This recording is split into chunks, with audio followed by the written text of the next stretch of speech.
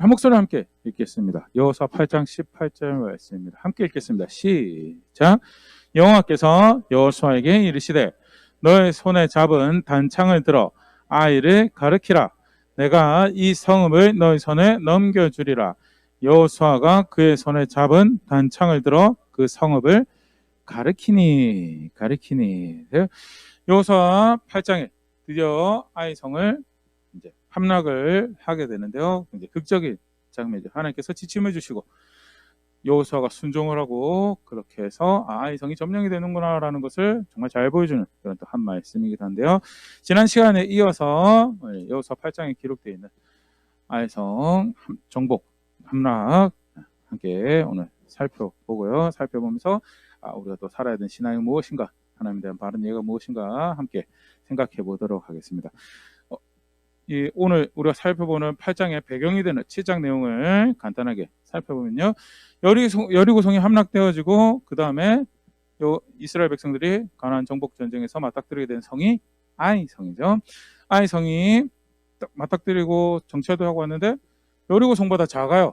여리고 성보다 작아서 백성들이 정탐하러 갔었던 사람들이 여호수아에게 이야기하기를 우리가 다 올라가지 않아도 되겠다. 그래서 몇 명만 올라가서 정복을 할 수 있겠다라고 이야기해야 돼서 여호수아 7장 4절 보면요. 백성 중 3,000명쯤 그리로 올라갔다가 아이 사람 앞에서 도망하니. 만만하게 생각해서 3,000명이면 충분히 정복할 수 있을 겁니다라고 생각했던 성이에요. 쉽게 말해서 그렇게 성이 크지 않아요. 세력도 그렇게 크지 않아요.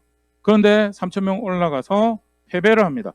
단순히 패배할 뿐만 아니라 7장 5절 아이 사람이 그들을 36명쯤 쳐 죽이고 성문 앞에서부터 스바림까지 쫓아가 내려가는 비탈에서 쳤으므로 백성의 마음이 녹아 물같이 된지라. 도망가면서 죽는 사람도 발생하고 비참함을 경험을 하게 됩니다. 어떤 백성들인데요? 앞에 모세와 함께했던 역사는 뒤로 치더라도 가나안 땅에 들어올 때 하나님께서 요단강 물을 범람 중에 요단강을 가르치고 그 가운데 마른 길을 내셔서 약속한 땅에 들어오게 한 그 백성이고, 그리고 도무지 그들의 방법으로는 함락이 불가능할 것 같은 여리고성도 하나님께서 인도하셔서 이끄셔서 함락을 시킨 그 하나님의 백성들인데, 그들이 이 조그만 성 앞에서 쫓김을 당하고 도망하고 거기다 더더욱 그 칼에 의해서 희생당하는 일까지 발생한 비참함을 경험하면서 뭐라고 표현하면 백성의 마음이 녹았다라고, 백성의 마음이 물처럼 녹았다라고 그렇게 표현이 되고 있는 상황입니다. 여호수아가 하나님 앞에 엎드립니다. 기가 막혀서 하나님 앞에 엎드립니다. 하나님 어찌하여 이렇게 하셨습니까? 라고. 여호수아 7장 7절이죠. 이르되 슬프도소이다. 주 여호와여 어찌하여 이 백성을 인도하여 요단을 건너게 하시고 우리를 아모리 사람의 손에 넘겨 멸망시키라 하셨나이까. 우리가 요단 저쪽을 만족하게 여겨 거주하였다면 좋을 뻔하였나이다. 하나님 우리에게 어떻게 이렇게 하셨습니까? 누구한테 책임이 있는 것처럼 이야기해요? 하나님한테 책임은 우리가 쉽게 이야기하는 반응이죠. 근데 하나님께서 여호수아에게 뭐라고 말씀하시냐면 여호수아 7장 10절입니다. 여호와께서 여호수아에게 이르시되 일어나라. 어째 이렇게 엎드렸느냐는, 지금 이러고 있을 때가 아닌 거예요. 지금 이러고 있을 때가. 사실 굉장히 흥미로운 대목인데요. 비슷한 장면이 하나 더 있어요. 내가 생각해도 엎드리고 있는 여호수아가 맞는 것 같고 엎드리고 있는 모세가 맞는 것 같은데, 홍해를 앞두고 모세가 엎드리죠. 기억이 착 넘어가지고 출애굽기 14장에 보면 홍해를 앞두고 모세가 엎드립니다. 앞에는 바다고 뒤에는 이집트 사람들 군대가 쫓아오는데 우리 어떡합니까? 라고 백성들이 이야기할 때 모세도 똑같이 하나님 앞에 엎드려요. 근데 하나님 모세한테 혹시 어떻게 이야기했어요? 기억이 나나요? 기억이 나시나요? 네. 뭐 하냐고. 일어나라고. 일어나서 네가 해야 될 거 하라고. 그러면서 지팡이 들고 서라고 이야기했었던 게, 어떻게 보면 은혜를 구하는 거 맞죠? 은혜를 구하는 거, 도움을 구하는 거 맞습니다. 근데 실상 이게 그렇게 골방에 들어가 있어야 될 시간인지, 기도를 하고 있어야 될 시간인지, 일어나서 내가 해야 될 거 해야 되는 시간인지, 우리가 사실 분별을 잘해야 돼요. 여호수아에게 들어가서 골방에 지금 그거 엎드리고 뒤집어 쓰고 엎드리고 있을 시간이 아니라고 지금. 그러면서 문제의 원인이 네가 기도하고 내가 은혜를 베풀어야 돼, 그럴 상황이 아니고 너희가 돌아와야 된다. 너희가 돌이켜야 되는 그런 상황이고, 문제는 내가 너희를 돕지 않은 게 아니고 너희가 나에게 등을 돌렸고 너희가 나를 배신한 것이 문제였다라는 것이 그 다음 말씀하신 거죠. 여호수아 7장 11절 말씀입니다. 이스라엘이 범죄하여 내가 그들에게 명령한 나의 언약을 어겼으며 또한 그들이 온전히 바친 물건을 가져가고 도둑질하며 속이고 그것을 그들의 물건들 가운데 두었느니라. 우리가 지난주 우리 같이 살펴봤으니까 내용을 다 압니다. 아간이 도둑질한 거죠. 아간이 도둑질한 건데 그게 단순히 도둑질한 문제로 끝나지 않더라라는 것. 하나님 보시기엔 그게 뭐였냐? 첫 번째, 언약을 깨뜨렸다. 언약을 깨뜨렸고 하나님 위해서 구별된 거에 대해서 사사로 행할 수 있다라는 그런 자세를 너희가 가진 거고, 세 번째는 실제로 구체적인 행동인 도둑질했다는 거에서 제목이 세 가지가 되더라라는 것. 하나님 보시기엔 그렇구나. 단순히 우리도 그럴 수 있어요, 맞죠? 우리도 사람인지라 늘 내 맘대로 하고 싶고 아담의 본성이 더 이끌어요. 근데 내가 하나님 보시기에 합당하지 않는 불의를 행하고 내 욕심을 탐심을 쫓아서 행하는 그 문제가 단순히 그 행위 자체가 문제가 아니고 그 이면에는 기본적으로는 언약을 깨뜨리고요. 하나님은 그런 식으로 대할 수 있다는 존재로 헤아려버린 거고, 그리고 구체적인 죄 항목이 들어갈 수 있다는 것도 이 본문에서 우리가 생각을 해보죠. 하나님 보시기에는 그래서 이게 단순히 도둑질했다는 이슈가 아니에요. 굉장히 중차대한 반역을 저지른 거고요. 그래서 그 책임을 이렇게 물으신 거다라고 이야기를 하고 있고요. 우리가 지난주 살펴봤죠. 그리고 나서 하나님께서 기회를 주십니다. 내일 다 모여서 누가 이 일을 했는지 가릴 것이다 라고 하는데 아간이 해결을 안 해요.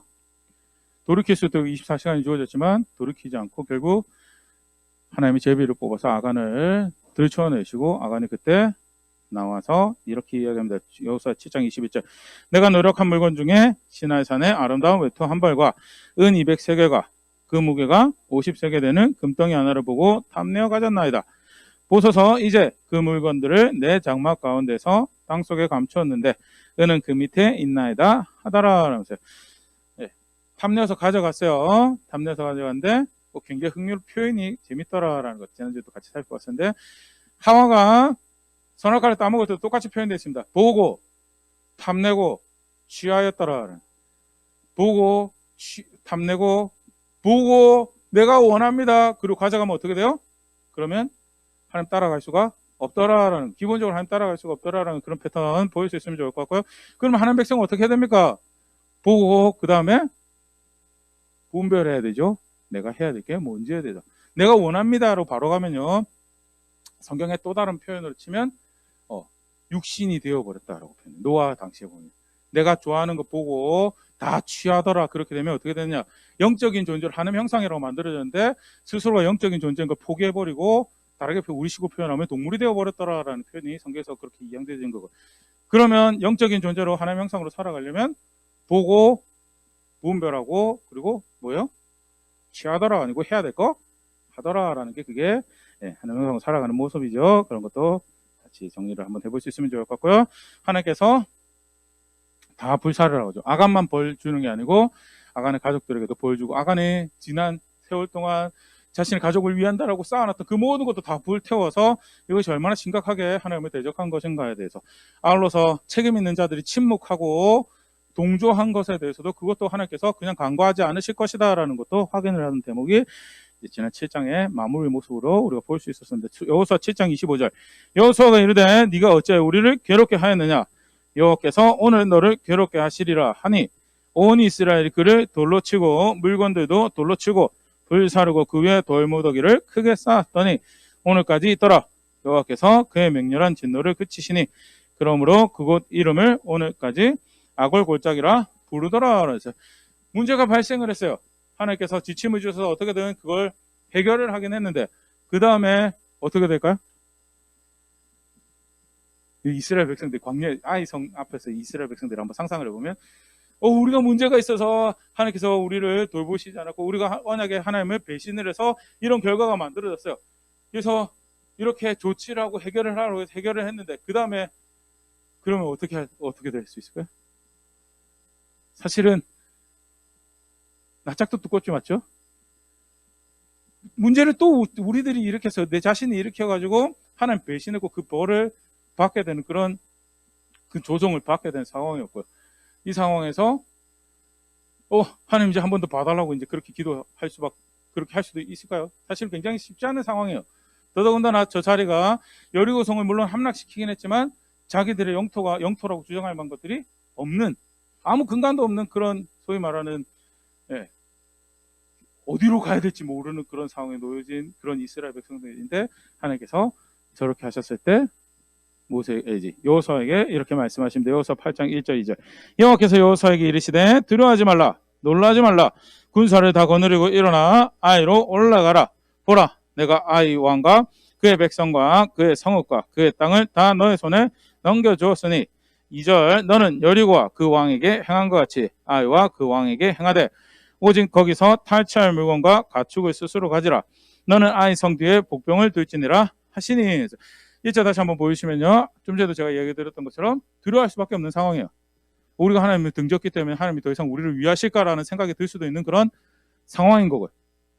그런데 지침 따라 하나님 말씀으로 다시 돌이켰을 때 그게 사실은 성경에서 말하는 하나님께로 돌아간다는 대표적인 의미죠.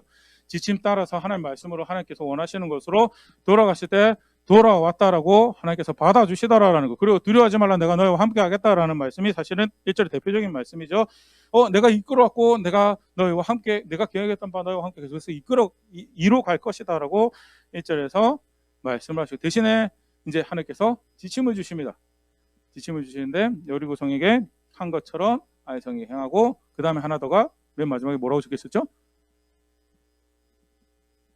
복병을 두라라고. 복병을 두라라. 근데 사실 이게 여리고성을 점령할 때 사건도 참 재밌지만 여리고성을 점령하는 것도 인간적인 전략이 아니었어요. 근데 보통 복병을 둔다라는 거는 제가 일부러 찾아봤는데 전쟁을 할 때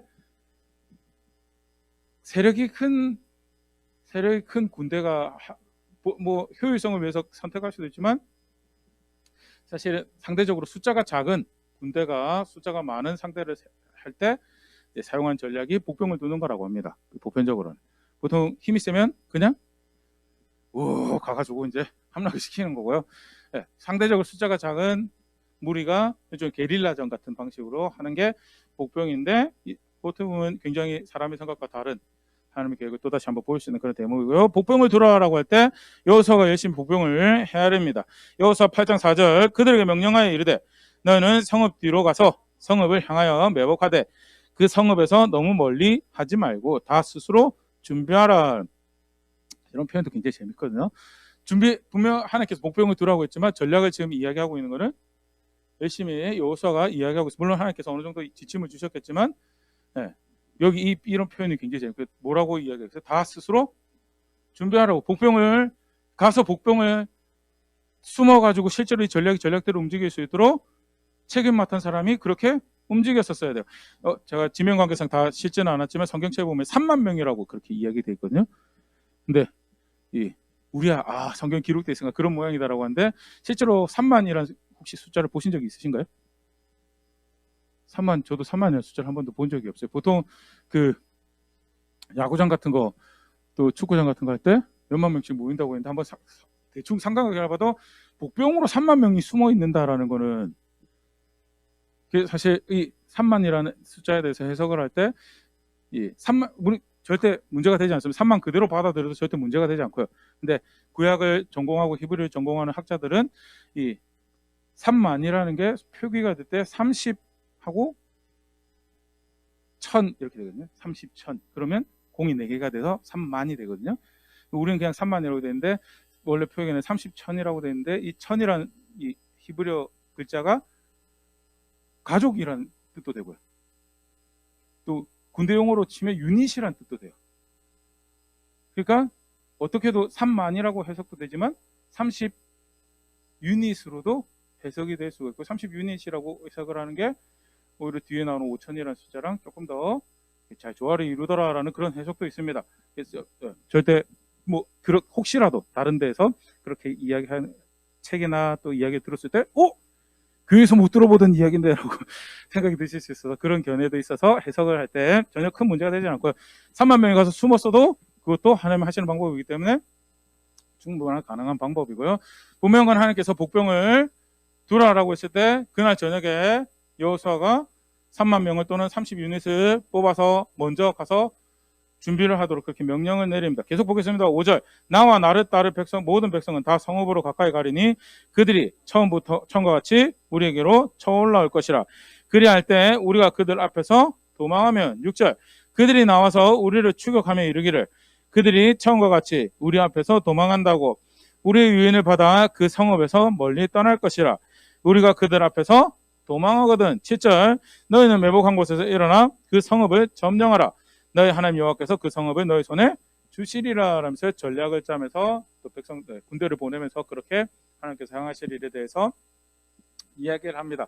그래서 36년이 또 3만을 보내서 그렇게 준비를 하고요. 그리고 실제로 그렇게 했을 때 8절에 그 다음에 하나님께서 말씀하셨던 거죠.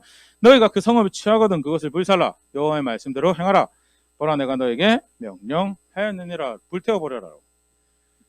아까도 잠깐 이야기 드렸지만 여리고 성도 어떻게 됐어요? 지금 여리고 성도 점령지가 아니에요. 거기 그냥 쉽게 말해서 황폐화된 부서진 조각들이 있는 황폐화된 땅으로 지나갔죠. 아이성 같은 경우에 그러면 이스라엘 백성들이 어떤 생각이 들까요? 여기라도 좀 정령지로 쓰일 수 있으면 좋겠다는 그런 생각이 들 수 있는데 하나님께서 하나님 명령은 그것도 불살라서 점령지로 쓰라는 것이 아니었어요. 하나의 가르침으로 교훈으로 여리고 성에게 했던 것처럼 그렇게 하라라고. 그리고 하나님께 말씀하셨으니까 내가 너에게도 동일한 명령을 하니까 너희는 적극적으로 그 일을 수행을 하라라고 명령을 하고 먼저 매복조를 보냅니다. 매복조를 보내게 되고요. 그 다음 날 아침이 되어서 이제 아이 성을 향해서 여호수아가 군대를 이끌고 쭉 올라갑니다. 올라가다가 매복팀에 5,000명을 더 할당을 하거든요. 여호수아 8장 12절 그가 약 5,000명을 택하여 성읍 서쪽 베델과 아이 사이에 매복시킨 데에서 5,000명을 그러니까 35,000명일 수도 있고 5,030명일 수도 있고요. 또는 5,000명이 가서 30개 유닛으로 나눠져 있을 수도 있고 그런데 언어가 가지고 있는 해석의 유격이니까 그렇게 보시면 될 것 같고요. 다시 올라가다가 매복을 그렇게 다시 시키고 그 다음에 거기서 하루를 더 지냅니다.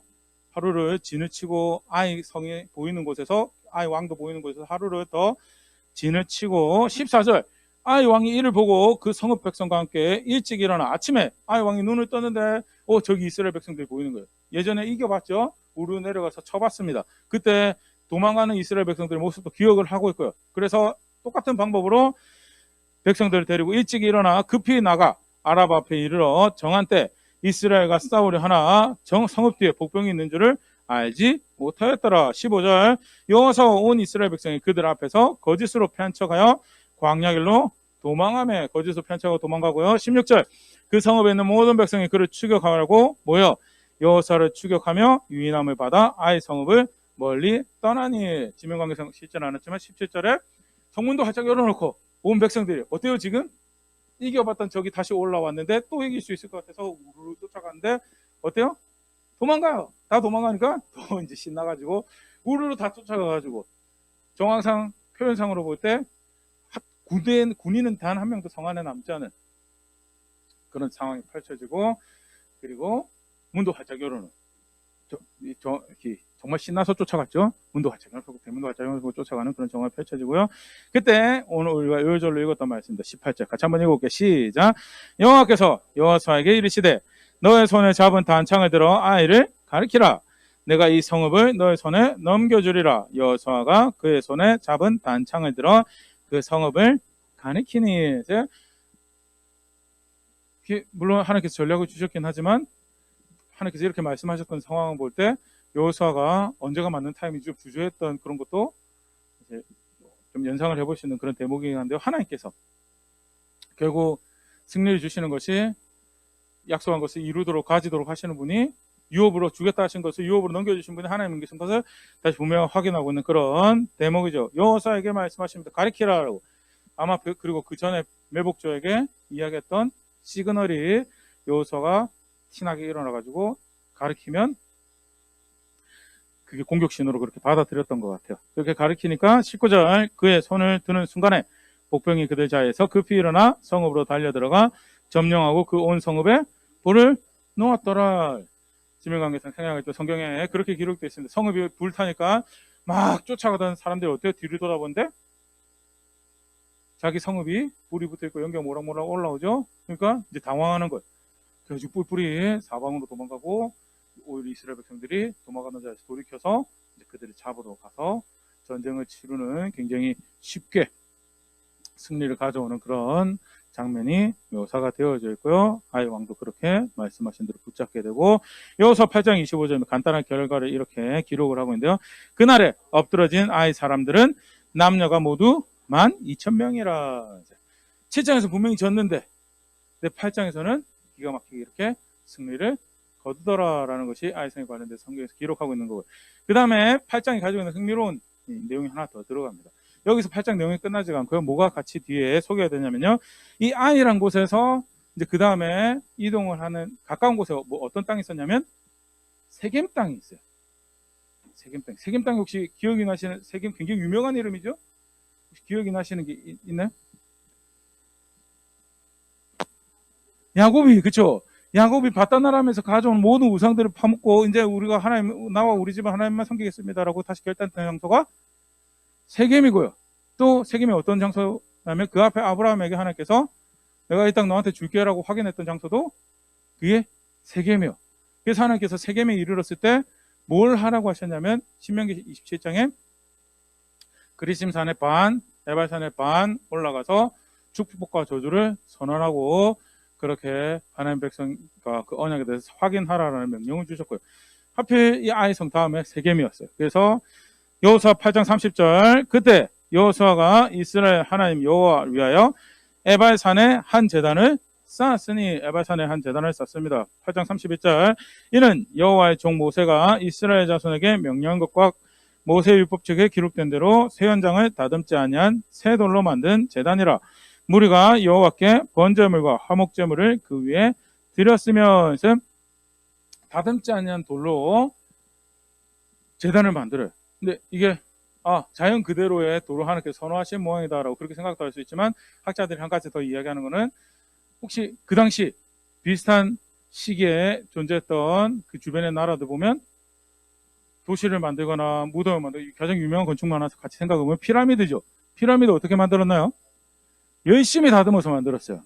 이방 신이 이방 사람들이, 하나님 없는 사람들이 자기들이 생각하는 아름다움, 자기들이 생각하는 유력함들을 온 정수를 다해서 모아가지고 조각을 하고 빚어가지고 다듬어서 제단을 만들고 신의 이미지를 만들었죠. 그렇게 하는 게 아니에요. 그렇게 하는 게 아니고 취향을 더하는 게 아니고 주신 대로 받은 대로 하나님 알고 그렇게 하나님 섬기는 게 이스라엘 백성들인 거에 대해서, 하나님 백성인 거에 대해서 상징적인 모습으로도 읽을 수 있는 대목이 다듬지 않은 돌로 제단을 만들었다라는 그런 표현도 될 것이고요. 또 하나 더, 번제물과 화목제물, 그냥 그렇게 했던 모양이다라고 생각할 수 있지만 우리 레위기 같이 공부했었죠. 번제물을 언제 하는 겁니까?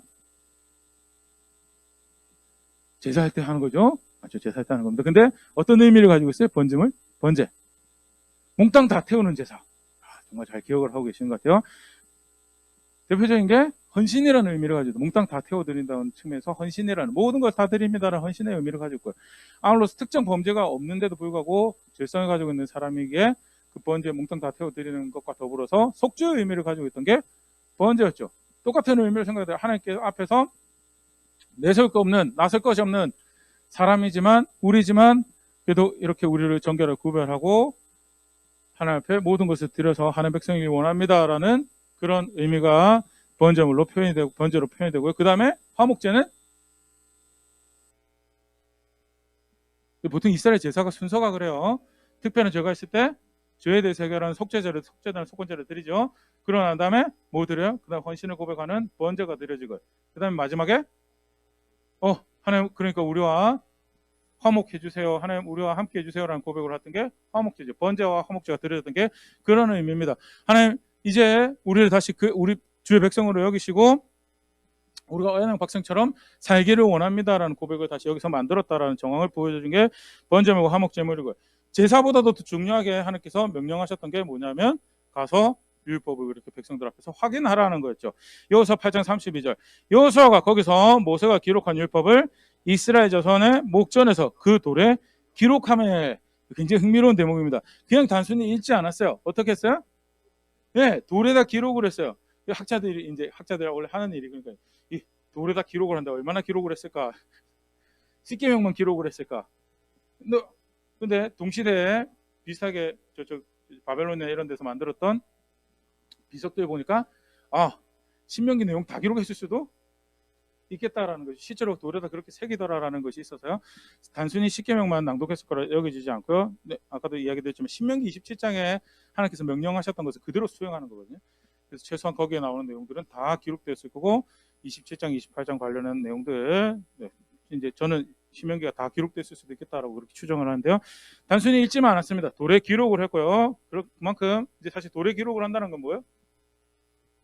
그냥 듣고 지나가는 게 아니에요. 듣고 지나가는 게 아니고 이게 우리의 새겨진 내용, 우리가 따라야 될 지침입니다라는 걸 이야기를 하는 거죠. 그러면서 33절 온 이스라엘과 그 장로들과 관리들과 재판장들과 본토인뿐 아니라 이방인까지 여호와의 언약궤를 맨 레위 사람 제사장들 앞에서 교회 좌우의 섬에 절반은 그리심 산 앞에 절반은 에발 산 앞에 섰으니 이는 전에 여호와의 종 모세가 이스라엘 백성에게 축복하라고 명령한 대로 함이니라. 그리심 산의 반, 에발 산의 반 섭니다.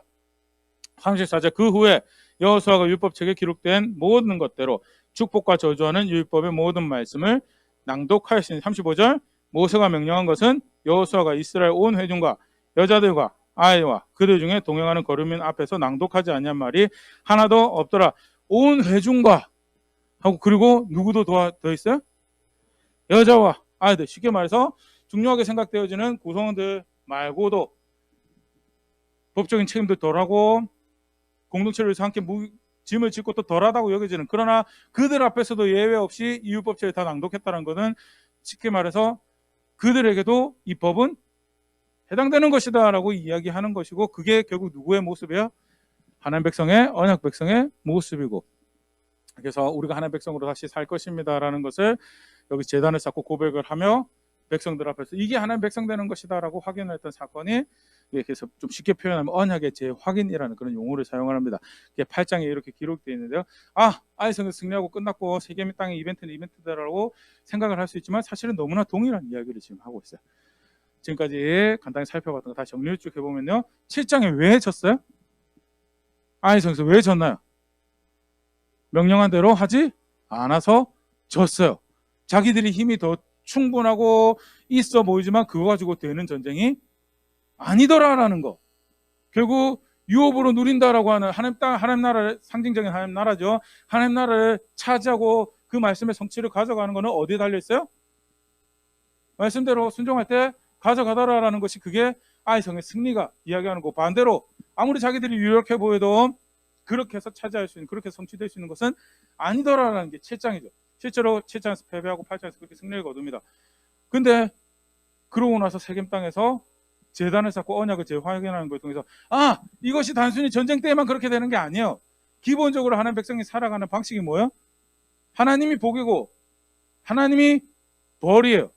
하나님 명령대로 하지 않으면 그것이 아무리 유력하게 보이고 좋아 보이고 현재 내 마음을 기쁘게 하더라도 그거는 뭐예요? 그거는 저주예요. 그건 벌이고, 그게 지금 당장 내 마음 편하다고 해서 그게 좋은 게 상이 아니더라라는 거. 그리고 그게 확인이 되어진 내용이 뭐냐면 에발산에서 그리심 산에서 율법을 낭독하는 거죠. 내용이 그렇게 이야기합니다. 축복하고 저주를 이야기를 했다고. 하나님 말씀 따라서 이게 복받을 길입니다라고. 하나님 말씀 따라서 이게 벌받는 길입니다라고. 그래서 아무리 좋아 보이더라도 하나님이 벌받는 길이다라고 하면 그건 어떻게 된 거예요? 그건 벌받는 길이에요. 그렇게 해가지고 성취된 유업도 없고요. 반대로 동네 사람도 아무도 그렇게 살지 않는데, 그렇게 해가지고 유력함을 이야기하지 않는데 그래도 하나님이 복이기 때문에 우리는 이렇게 살아가고 이런 원칙으로 이런 누리도 주변에 아무리 그렇게 살아가도 우리는 이렇게 살아갈 것이고 그렇게 해서 언약 백성이 될 것이고 그렇게 살아가서 하나님이 약속하신 언약을 우리 가운데 성취한 것을 우리가 바라봅니다라고 고백하는 사건이 이 세겜에서의 사건으로 마무리되어지는 거예요. 결국 7장 8장 사건이 뭘 이야기를 하고 있는 건가? 언약이 성취되어지고 유업이, 약속한 유업이 내 것이 되어지고 그렇게 하나님을 하나님으로서 누리고 하나님을 하나님으로서 즐거워하는 그 길이 결국은 뭐냐? 하나님이 복이 되고 하나님이 저주가 되고. 좋은 표현이죠. 근데 실제로 그걸 어떻게 하느냐? 말씀에 따라 하나하나 따라 살아가는 걸로. 실제로 이게 복받는 길입니다라고 할 때 늘 세상은 그래요, 맞죠? 가나안 땅에서도 마찬가지예요. 이게 복받는 길, 이게 번영하는 길입니다라고 할 때 하나님의 길과 사람의 길은 늘 달라요. 돈의 길은 늘 달라요. 그렇지, 하나님은 교회 가서 하나님은 이렇게 섬기고 돈은 이렇게 모아야지 되지. 쉽게 우리가 타협해버릴 수도 있는 거고요. 근데 언약 백성은 그렇게 살아간 게 아니더라는. 결국 하나님이 복이고 하나님이 번영이고 하나님이 생명이고 하나님이 복이고, 반대로 이 분명히 세상에서 하나님 원하시는 대로 하지 않으면, 이렇게 하면 내가 더 큰 집을, 소위 말하는 더 큰 집을, 더 큰 차를 탈 수 있을 것 같은데, 그렇게 해도 하나님께서 아니라고 하시면 그게 뭐예요? 내한테 저주인 거예요. 그게 나한테 벌은, 그게 세겜에서 다시 확인되어진 사건이고, 결국 여호수아 7장 8장이 그 내용을 확인을 하고 있다라는 거. 간단하게 여호수아 7장 8장에서 발생한 사건들 살펴보면 결국 무엇이 신앙인지를 하나님께서 이렇게 확인을 하고 있다라는 거 봤는데요. 많은 내용들이 나왔습니다. 사실 명령이 주어졌어요. 명령을 주어져도 수행하는 건 누구예요? 수행하는 건 여호수아예요. 내가 두려워하지 말라, 무서워하지 말라, 내가 이 땅 줄게라고 했을 때, 근데 그렇게 해가지고 자동으로 줬으면 그냥 그렇게 하면 되는 거더라고요. 하나님께서 그렇게 하지 않으시더라고요. 여리고 성도 점령을 할 때 두려워하지 말라고 내가 주겠다라고 하셨는데, 요구하셨던 자세가 신을 벗으라는 거고, 신 벗으라는 게 무엇으로 사실은 표현되는 거죠? 사람 같지도 않는, 전혀 전략적으로 이게 무슨 의미를 가집니까? 라고 할 수밖에 없는 그런 전략을 이야기해도 어떻게 해요? 신발 벗은 자세로 묵묵히 따라가는 거예요. 돌아라고 하면 돌고, 소리 지르고. 근데 실제로 그렇게 하니까 어떻게 돼요? 무너지더라는. 마찬가지, 아이성에도 마찬가지죠. 복병을 두어라는. 아니, 우리가 숫자가 더 많은데요. 복병 두라고. 예, 알겠습니다. 복병 둡니다. 그게 뭐예요? 그게 이기는 방법이고, 그게 믿는다라는 모습이고, 아울러서 성경 굉장히 중요한 주제죠. 하나님께서 약속을 주시고 은혜 베푸시고 이끌어 가십니다. 그러나 아울러서 그와 동행한 평행선에 누구의 책임이 있어요? 사람의 책임이 있어요. 내가 고백의 신앙의 모습일 거예요. 약속만 가지고 끝나지 않아요. 약속만 가지고 끝나지 않고 하나님께서 정말 감사하게도 내가 그 유업을 존중합니다. 그 하나님 존중합니다라고 기회를 주시고 그 고백할 수 있도록 하시고 그렇게 영광에 참여할 수 있도록 하시더라라는 것. 그런 것도 오늘 본문에서 다시 볼 수 있는 대목인데요. 크게 오늘 다시 한번 본문 안에 생각해 보신 메시지를 생각해 보려고 합니다. 먼저는요, 약속하신 유업을 주시는 하나님이시더라는. 우리가 시작할 때도 그 내용 봤었었는데요. 7장에서 실패했기 때문에 8장에서 다시 이끌고 가실 거라는 확신이 있을까요? 없을까요? 있어요? 없어요. 사실 뭘 근거로, 그래서 여호수아가 두려워할 수밖에 없는 상황, 무서워할 수밖에 없는 상황이었어요. 이제 앞으로 우리는 어떻게 할 것인가? 잘못된 거 수정하라고 했는데 잘못된 거 수정하거나 하나님께서 우리를 데리고 가실 것인가 말 것인가에 대해서는 어떤 확신도 없어요. 그런데 순전한 하나님의 자비예요. 하나님이 약속을 그렇게 하셨으니까 하나님께서 이루어 가시고요.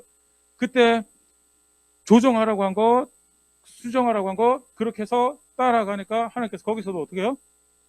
데리고 가시더라라는 걸 다시 볼 수 있는 대목이, 그걸 다르게 표현하면 회개하고 용서받는 거죠. 회개하고 용서받는 거고, 실제로 이 장면에서 그게 너무나 노골적으로 보여주고 있더라는. 아이성이 실패했는데 무서워하고 우리는 이제 어떻게 되는 겁니까? 하나님 우리 기억이 나시려나? 다시 들여다보시려나? 정말 예전에 했던 것처럼, 저 얼마 전에 여리고성 무너뜨렸던 것처럼, 요단강 건너왔던 것처럼 그렇게 우리를 이끌고 가시려나? 그런데 돌이키라라고 한 거에 대해서 돌이켰을 때, 회개했을 때 하나님께서 실제로 그렇게 데리고 가시더라라는 것. 신약에서도 마찬가지죠. 예수님 안에서 언약 백성 삼으셨어요. 유업으로 주시겠다는 하나님 나라의 약속이 있습니다. 근데 누가 이뤄가세요? 그걸 하나님께서 이뤄가세요. 베드로전서 1장 3절에서 5절 베드로가 그걸 이렇게 표현을 합니다.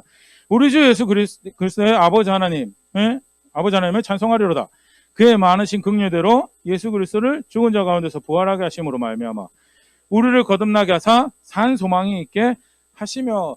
예수님 안에서 우리는 살아있는 소망, 죽은 소망이 아니고 글자로 기록되어 있는 그냥 소망이 아니고 실제로 그것이 살아있는, 역동적으로 활동하는 소망을 우리가 가지고 있습니다라고 고백을 하고 구체적으로 그 소망에 대해서 그 다음에 이렇게 표현합니다. 4절, 썩지 않고 더럽지 않고 쇠하지 아니하는 유업을 있게 하시나니 곧 너희를 위하여 하늘에 간직하신 것이라. 하나님 나라죠. 썩지도 않아요. 우리가 세상에서 누리고 만지고 가지고 있는 것처럼 썩지도 않고 더럽혀지지도 않고 쇠하지도 않는 그 하나님 나라를 가질 수 있는 살아있는 소망이 우리에게 있죠. 그러면서 5절에 하나 더 설명하는데요. 너희는 말세에 나타나기로 예비하신 구원을 얻기 위하여 믿음으로 말미암아 하나님의 능력으로 보호하심을 받았느니라. 약속도 있고 소망도 있는데 그래도 여전히 그걸 끝까지 살아내는데 늘 부족해요. 근데 누가 우리를 이끌어 가신다고요? 네, 하나님의 능력이 우리를 보호하셔서 그걸 수행해내고요. 약속하신 거 이뤄 가시는 분이 하나님이세요. 오늘 아침에 일어났을 때 혹시 교회 가야지라는 그 선한 마음, 가서 예배 드려야지 선한 마음 다들 가지고 계셨죠? 네, 다들 가지고 계셨어요. 믿어 의심치 않는데 그런 마음이 드는 거, 내가 원래 좀 착하니까, 내가 원래 성실하니까, 사실 그렇게 자신할 수 있는 거 없어요. 존 팔퍼 목사님이 제가 참 좋아하는 이야기인데, 아침에 일어났을 때 예수님이 여전히 주인이십니다라고 여전히 구원자이시나 고백하시는 그 사실 자체가 오늘도 하나님이 나를 이끌어 가시는구나, 오늘도 그의 나라를 인도해 가시는구나라는 걸 보여주는 가장 대표적인 증거라고. 오늘 아침에 일어났을 때 예배 드리러 가야지라고 하는 거, 그게 베드로가 표현하는 그의 능력으로 보호하심을 받는 그런 대목이죠. 결국 그래서 약속하신 것을 주시기 위해서 하나님께서 백성들을 이끌어 가십니다. 오늘 본문에서도 그런 하나님의 모습 분명히 확인을 할 수 있었죠. 그런데 하나님께서 그렇게 이야기하시는데 그럼 우린 가만히 있으면 되느냐? 그게 아니더라라는 거예요. 등 돌리는 것도 누구의 선택이에요? 하나님은 그렇게 이끌어 가신다고 하는데 등 돌리는 것도 내 선택이고요. 하나님 그렇게 이끌어 가신다라고 했을 때 그 말씀에 따라서 내가 그걸 사모합니다. 내가 그것을 기뻐합니다. 좀 번거롭고 힘들고 불편하더라도 내가 기꺼이 그것을 감내가며 그 보호하심에 기꺼이 나를 맡겨드리겠습니다라는 것도 내 선택이고, 실제로 그걸 성경에서는 신앙이라고 하죠. 그리고 대표적인 모습이 순종하는 거예요. 순종하는 거예요. 베드로전서 1장 13절에 산 소망이 있고 하늘에 있는 유업이 있고 그걸 위한 보호를 받는다라는 백성이 살아갈 모습에 대해서 간단하게 이렇게 이야기합니다. 13절. 그러므로 같이 한번 읽어볼게요. 그러므로 너희 마음의 허리를 동이고 근신하여 예수 그리스도께서 나타나실 때 너에게 가져다 주실 은혜를 온전히 바랄지어다. 그래서 허리를 동이고 근신하여서 생각을 깨고 마음을 깨워서 바라라라고. 그렇죠. 바라는 좋죠. 근데 바라는 게 뭡니까? 계속 설명을 이어갑니다. 14절. 너희가 순종하는 자식처럼 전에 알지 못할 때에 따르던 너희 사욕을 본받지 말고, 15절. 오직 너희를 부르신 거룩한 이처럼 너희도 모든 행실에 거룩한 자가 되라 라면서 거룩한 자가 되어야 돼요. 거룩한 자가 되는 방법이 뭐예요? 순종하는 자식처럼 하는 게. 순종하는 자식. 만약 잘 듣는 아이가 부모가 지침을 준 것을 겸손하게 따라가는 것처럼 따라가는, 그게 뭐예요? 그게 거룩한 자가 되는 모습이고요. 실제로 그게 주실 은혜를 온전히 바라는 모습이고, 그때 하나님께서 그 신앙에 내가 유업을 주는 자이다라는 거, 내가 너의 언약의 하나님이라는 것을 확인하시더라는 거. 다시 한 번 더 베드로가 이렇게 도전합니다. 17절 같이 읽어볼게요. 시작. 외모로 보시지 않고 각 사람의 행위대로 판단하시는 일을 너희가 아버지라 부른즉 너희가 나그네로 있을 때를 두려움으로 지내라. 이 땅에서 살아가는 때 약속이 주어졌습니다. 구원자가 있습니다. 거기서 끝나는 게 아니죠. 내가 신앙을 뭘로 고백해요? 행위로 고백을 해요. 내가 어떻게 하나님 존중하는지 뭘로 고백해요? 행위로 고백을 하고. 그래서 경각심 가지고 마땅히 살아야 될 것을 살아가기 위해서 두려워야 될 것을 두려워하는 자리에 있어라고. 그게 실제로 하나님을 아버지로 하는, 하나님을 구원자로 하는 모습. 신약 백성도 마찬가지로 오늘 우리가 여호수아 7장 8장에서 확인하는 신앙의 모습 마찬가지. 내가 내 언약의 하나님을 압니다. 아니, 죄인인 나를 용서하시는 그 은혜를 내가 압니다. 그리고 그 안에서 나를 언약 백성 삼으신 하나님의 은혜를 압니다라고 살아갈 때 살아가는 모습이 무엇인가? 순종하는 자식처럼 살아가는 거. 그게 다름 아닌 언약을 허락하시고 그 안에서 유업을 이야기하시고 그리고 그것이 성취되도록 이끌어가신 하나님을 존중하는 신앙의 모습이다라는 간단하게 오늘 살펴봤는데요. 마지막으로 하는 말씀 순종한다라고 해서 우리 지난주에도 마지막 살펴봤었습니다. 가장 대표적으로 신약 성경에서 말씀 쫓아 살아갑니다라고 할 때 예수님께서 힌트로 다양한 게 정말 있어요. 그런데 그래도 가장 대표적인 그림이다라고 할 때 우리 지난주 살펴봤던 거 혹시 기억이 나시나요? 마태복음에서 이야기했던 하나님 사랑하고 이웃 사랑하라라는, 그게 율법과 선지자의 강령이다라고 이야기하죠. 또 하나 우리가 살펴봤던 것은 마태복음 7장에 기록되어 있는 대표적으로 이게 율법과 선지자다라고 하는 말씀이 뭐였죠? 대접받고 싶은 대로 대접하라라는 거. 그게 하나님 말씀의 가장 원론적인 생각. 내가 싫은 거는 다른 사람도 싫은 거예요. 내가 원하는 거는 다른 사람도 원하고, 내가 원한다고 해서 내 마음대로 다 해버리면 그것도 정의롭지 않은 거고, 내가 싫다고 해서 다른 사람 이용해서 그거 다 해버리는 것도 정의롭지 않은, 하나 보시면 그 기본적으로 하나님 말씀 따라 존중한다라고 살아갈 때 반드시 나타날 수밖에 없는 게 공정한 것, 정의로운 것, 이게 순종하는 백성들의 모습이고, 실제로 그렇게 법을 따라서 거룩함을 구하며 하나님 존중하는 백성들을 하나님께서 내가 너의 언약의 하나님이다라고 약속하신 것을 이뤄가시더라라는 것, 큰 위로와 격려 다시 품을 수 있으면 좋을 것 같고요. 또 용기도 다시 내가 그래서 용기를 또 가질 수 있는, 또 하루를 살아가고 또 한 주를 살아갈 수 있는 용기를 가질 수 있습니다라는 것도 다시 품을 수 있으면 좋을 것 같고요. 실제 근데 그 용기를, 열정을 가지고 살아간다는데 구체적인 모습이 무엇이어야 하는가? 말씀하신 대로 하는 거예요. 다양하게 좋아 보이는 것들이 있습니다. 뭐 지난주 내용이긴 한데요. 아간이 그 좋아 보이는 걸 몇 개 감췄어요, 맞죠? 근데 정황상 볼 때 자기 혼자 쓰려고 감췄던 건 아닌 것 같아요. 가족들이 함께 쓰는 그 텐트 천막 밑에 숨겼던 걸로 봐서는 가족들도 어느 정도 내용은 알고 있었고 함께 사요. 근데 그게 가족들을 위하는 거였나? 자기 자신을 위하는 거예요? 절대 그렇지 않더라라는 거예요. 오히려 자기가 가족들을 위해서 자기 자신을 위해서 쌓아놨던 것까지 다 잃어버리는 선택이었다라는 것이 성경에서 확인하는 바고요. 뭐가 진짜 복이고 뭐가 진짜 저주인가에 대해서 실제로 그래서 어디에 귀를 기울이고 살아가는 것이 내 모습이어야 되는가, 이 말씀부터 정직하게 한번 돌아다 볼 수 있으면 좋을 것 같고요. 성경은 신앙이라는 걸 구체적으로 이야기하고 있습니다. 신앙은 구체적으로 또 하나님한테 돌아간다라고, 하나님한테 돌이킨다라는 것도 구체적으로 이야기하고 있어요. 그건 느낌이 아니에요. 또는 교회 이제 뭐 그렇게 우리 이제 종교적인 관점에서 교회를 2주에 한 번씩 오다가 매주 와요. 나름 이 정도 하나님께 돌이킨 거지. 자기는 그렇게 생각할 수 있어요. 근데 성경 그게 뭐예요? 그건 정말 빙산의 일각이고, 정말 작은 영역이에요. 그거 하면서 마치 하나님에게 딴 거 다 안 하고 있는데 하나님한테 돌이킨 것처럼 생각한 것도, 그것도 말씀에 순종하기 때문에 예배를 드리러 모이는 거고요. 말씀에 순종하러 살기 때문에 헌금 생활도 하는 거고, 말씀에 순종한 삶을 살기 때문에 그 파생된 결과의 일부분이지, 그게 오히려 본질적인 놓쳐버리면서 종교적인 모양만 하고 있으면 바리새인들 모습처럼 되는 거고요. 그 이전에 이스라엘 시대, 예레미야 시대에 성전 가지고 벌받았던 세대의 모습을 답습하게 되는 그런 결과를 만드는 거예요. 성경은 신앙을 이렇게 규정하고 있더라라는 것도 다시 볼 수 있으면 좋고, 그러면 규정하신 대로, 말씀하신 대로 실제로 살아내는 것이 내 모습이고 우리의 모습이어야 된다라는 거. 겸손하게 배워가고 그렇게 함께 자라간 자리에 있는 우리가 교회가 될 수 있으면 좋을 것 같습니다.